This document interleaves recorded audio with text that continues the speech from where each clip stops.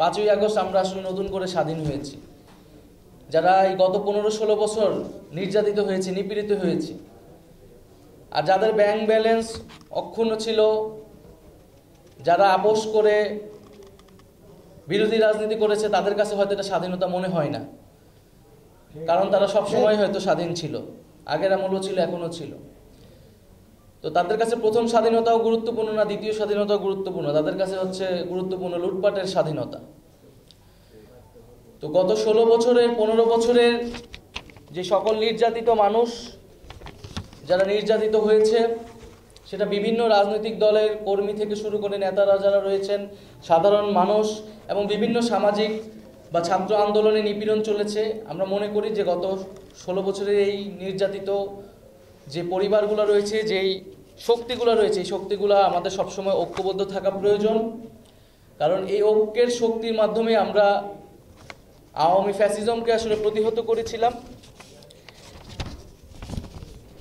আমরা মনে করি যে জুলাই গণ অভ্যুত্থানের মধ্য দিয়ে আমরা কি স্বাধীন সার্বভৌম পররাষ্ট্রনীতির সম্ভাবনা তৈরি হয়েছে বাংলাদেশে,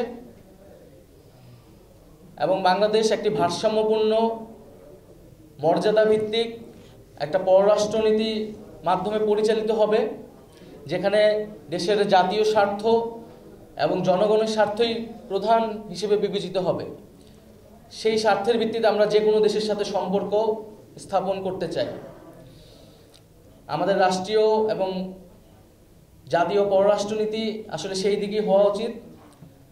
গত 16 বছরের যে আমাদের নতজানু অবস্থা থেকে আমাদের বের হয়ে এসেছি 5ই আগস্ট, এবং সেটা যাতে অক্ষুণ্ণ থাকে, ধারাবাহিকতা থাকে।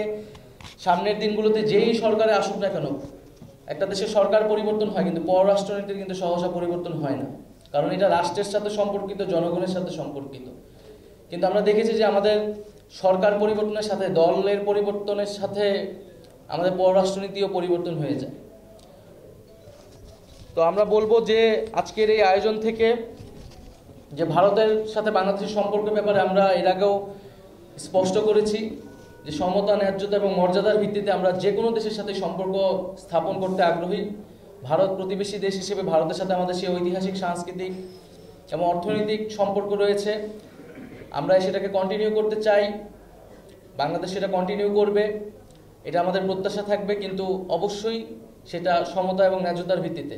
বাংলাদেশে গত 54 বছর ধরে আমরা দেখেছি যে সীমান্ত হত্যা একটা গুরুতর মানবাধিকার লঙ্ঘন হিসেবে পুরো আন্তর্জাতিক মহলেই বিবেচিত হয়ে এসেছে, কিন্তু এই সমস্যার কোনো সমাধান আজ তক হয়নি।